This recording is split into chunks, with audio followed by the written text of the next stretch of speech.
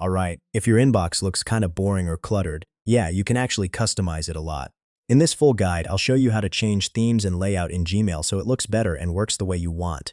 First, open Gmail and click on the gear icon in the top right corner. This opens the Quick Settings panel. Now, look for Theme and click View All. You'll see a bunch of background styles, colors, and images.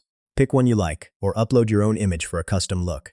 You can also adjust things like text background, blur or brightness, just to make sure your emails stay readable. Next, choose your display density. You'll see options like Default, Comfortable, and Compact. Compact shows more emails on screen, while Comfortable gives more spacing.